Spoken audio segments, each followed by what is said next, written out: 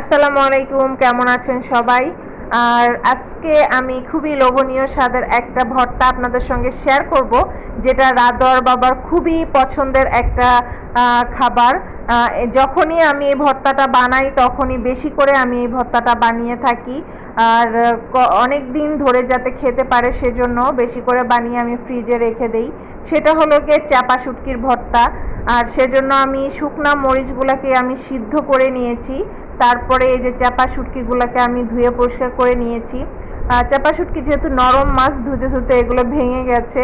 এখানে আমি 4টা চাপা শুটকি নিয়েছি।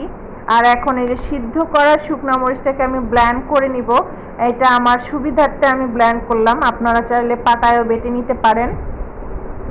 আর এখন এই যে কড়াইতে আমি তেল গরম করে এর মধ্যে আমি পেঁয়াজ কুচি দিয়ে দিলাম। পেঁয়াজটাকে আমি একটু লাল লাল করে ভেজে নিব। আর ভাজতে ভাজতে বলে রাখি, যারা আমার ভিডিওটা এই পর্যন্ত দেখেছেন অবশ্যই মনে করে লাইক দিবেন, ভালো লাগলে কমেন্ট করে জানাবেন, আর শেয়ার দিতে অবশ্যই ভুলবেন না। আপনার একটা শেয়ার আমার অনেক উপকারে আসবে। আর যারা নতুন বন্ধু আছেন অবশ্যই ফলো দিয়ে আমার পাশে থাকবেন। এখন এই যে পেঁয়াজ এবং তেলের ভিতরে চাপা শুটকিটা আমি দিয়ে দিলাম।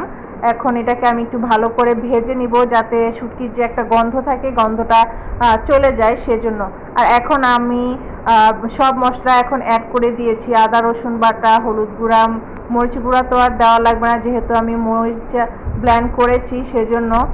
জিরা গুঁড়া দিয়েছি, ধনে গুঁড়া দিয়েছি। এই যে দেখেন নাড়তে নাড়তে শুটকির যে কাঁটাগুলো ভিতরে এগুলো বের হয়ে আসছে। এখন আমি এগুলোকে তুলে ফেলে দিচ্ছি।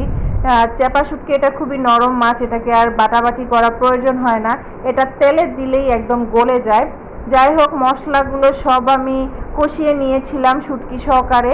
কষানো হয়ে যাওয়ার পর আমি সে ব্লেন্ড করা শুকনা মরিচটা দিয়ে দিলাম। এখন একটু ভালো করে মশলার সঙ্গে এটাকে নেড়ে চেড়ে মিশিয়ে নিচ্ছি।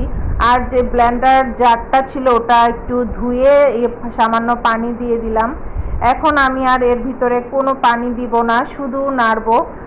নাড়তে নাড়তে পানিটা একদম শুকিয়ে যাবে। আর এই যে দেখেন আমার পানিটা কিন্তু প্রায় শুকিয়ে এসেছে, তলায় কিন্তু লেগে যাচ্ছে।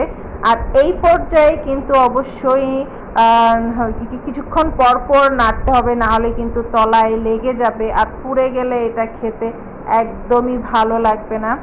আর যাই হোক, আমার এই যে রান্নাটা কিন্তু একদম প্রায় শেষের দিকে। আর এখন আমি একটু ধনেপাতা দিয়ে দিলাম।